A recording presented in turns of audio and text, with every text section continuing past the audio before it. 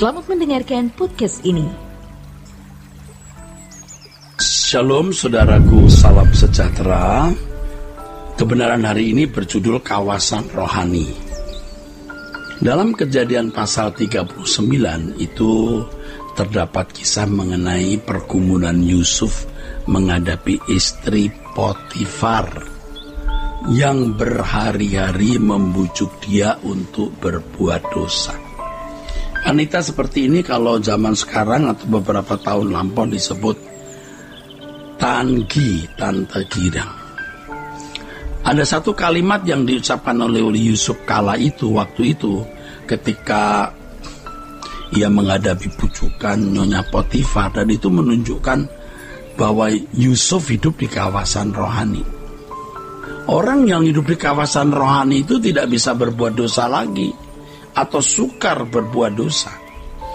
Ketika ia dibujuk, di puncak pencobaannya itu, Yusuf berkata kepada Nyonya Potifar, "Bagaimanakah mungkin aku melakukan kejahatan yang besar ini dan berbuat dosa terhadap Allah?"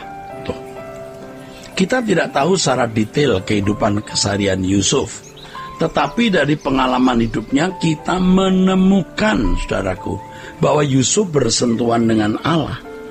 Hal ini dibuktikan bahwa sejak kanak-kanak memang Yusuf tidak terlibat dengan dosa-dosa yang dilakukan kakak-kakaknya. Itulah sebabnya dalam Kejadian 37 ayat 2 ditulis bahwa Yusuf sering mengadukan kesalahan kakak-kakaknya kepada orang tuanya.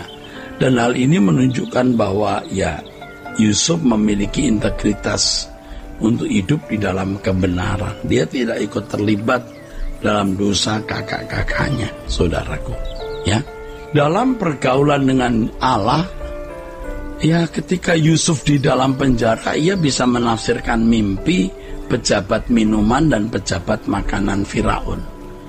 Bahkan kemudian hari ia bisa menafsirkan mimpi Firaun. Semua ini menunjukkan bahwa Yusuf adalah seorang yang bergaul dengan Allah dan peka mendengar suaranya. Ia ada dalam kawasan rohani. Jadi Yusuf memang sejak muda tidak berbuat dosa, tidak ikut terlibat dalam dosa kejahatan kakak-kakaknya. Ia tidak terlibat. Ia bersih, maka tidak heran ketika dia dihampiri oleh tante Potifar itu, dia tetap berkata tidak, dan ia menarik Allah dalam isi pernyataannya. Bagaimana aku melakukan kesalahan dan dosa sebesar ini kepada Allahku? Yusuf menghayati keberadaan Allah atau menghayati realitas. Hal ini membuat ia memiliki kegentaran terhadap Allah yang membuat dirinya tidak berbuat dosa. Tentu saja ini berbeda dengan kegentaran roh-roh jahat. Roh-roh jahat gemetar juga di hadapan Allah karena tidak memiliki relasi yang baik dengan Allah. Dan roh-roh jahat memang tidak memiliki kesempatan untuk memulihkan hubungannya dengan Allah.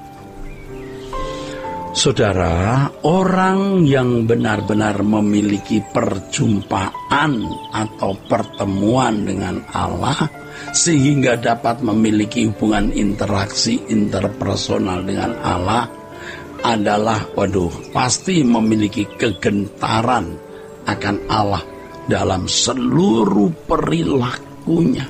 Ia memiliki penghayatan itu. Hal tersebut pasti dapat dirasakan oleh orang di sekitarnya, yaitu setiap kata yang diucapkan, sikap dan perbuatannya, serta segala kelakuannya tidak melukai orang lain. Orang yang berinteraksi dengan Allah ini, saudara, itu akan nampak kualitas hidupnya yang tidak menyakiti, melukai sesamanya. Dalam hal ini saya perlu kembali tegaskan bahwa berteologi bukan berarti telah mengalami perjumpaan dengan Allah Seorang teolog belum tentu memiliki rasa takut akan Allah yang benar. Seorang teolog belum tentu benar-benar hidup di dalam kesucian. Bahkan tidak sedikit mereka yang memisahkan diri dari Allah ya, dengan alasan teologi tersebut. Tidak sedikit di antara mereka yang telah disesatkan oleh dirinya sendiri. Mereka merasa bahwa dengan berteologi mereka sudah ada di pihak Allah dan memiliki perkenanan Allah. Wah, dia merasa sudah dapat perkenanan karena memiliki teologi itu. Inilah yang menjadi kausalitas prima atau penyebab utama dari kemerosotan gereja-gereja di dunia hari ini, terutama gereja-gereja di dunia barat, Eropa khususnya. Ya saudaraku, melalui hal ini saya mengajak semua para teolog untuk berjuang menemukan Allah di dalam kehidupan secara konkret, sehingga kita bisa membagikan atau dapat mengimpartasikan spirit yang benar kepada jemaat. Saudara, dewasa ini di media sosial tampil banyak pembicara yang mengaku sebagai orang yang mengerti doktrin, ya. Wah, merasa paling benar, bahkan mengaku sebagai pembela kebenaran dengan menuduh dan mencap orang lain sebagai sesatlah, bidatlah. Ini pernyataan-pernyataan yang sebenarnya melanggar etika sekaligus melanggar hukum. Nah, ini fakta. Bahkan nama orang yang dia maksud pun disebut tanpa ragu-ragu. Ia mau menunjukkan, saudaraku sekalian, kehebatan dirinya. Tapi justru itu nampak kebodohan, kepicikan, tidak adanya kasih, tidak akademis. Sehingga orang yang dikata-katai juga belum memiliki kesempatan untuk membela, ya. Jadi tidak berimbang ini beritanya. Coba dari pernyataan-pernyataan mereka, saudara timbang deh dengan nurani yang tulus, saudara timbang. Apakah mereka memiliki kesantunan hidup dan tindakan arif sebagai seorang yang pernah menerima edukasi normal? Ternyata dari sikapnya saja sudah tidak menunjukkan mereka sudah memiliki, saudaraku sekalian, kesantunan, kearifan sebagai seorang yang berpendidikan. Dari pernyataan itu saja sudah kelihatan mereka seperti tidak berpendidikan, tidak memiliki sikap arif dan bijaksana dalam lingkungan masyarakat Indonesia, masyarakat Timur. Nah, ini menunjukkan bahwa pengetahuan teologi mereka tidak menjamin mereka berperilaku santun, apalagi suci. Nah, seorang teolog atau pendeta bisa ada dalam kawasan teologi, tapi belum tentu di kawasan rohani. Bila seorang teolog atau pendeta terjebak dalam hanya kawasan teologi, asumsi manusia, wah, tidak jamin ia bisa memiliki pengurapan dari tempat yang maha tinggi. Mereka dapat mengubah konsep berpikir orang lain sekitar doktrin, tapi mereka tidak bisa mengubah orang lain dalam perilakunya secara konkret. Saudaraku sekalian, perlu diingatkan bahwa tidak semua orang yang membawa Alkitab itu berarti memancarkan kebenaran Alkitab yang murni.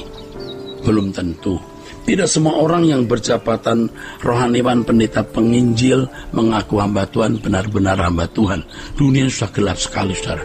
Kegelapan bukan hanya menyelimuti orang di luar gereja, tapi juga di lingkungan gereja, para pendeta, pemimpin sinode, lembaga-lembaga Kristen, dan lain-lain.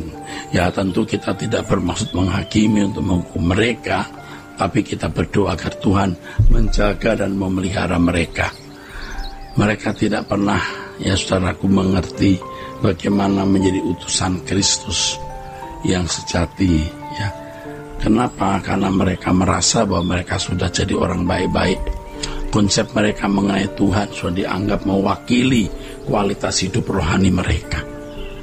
Dan dulu juga saya begitu, tapi saya sadar itu salah. Ya, jangan berbuat dosa lagi. Sola Gracia.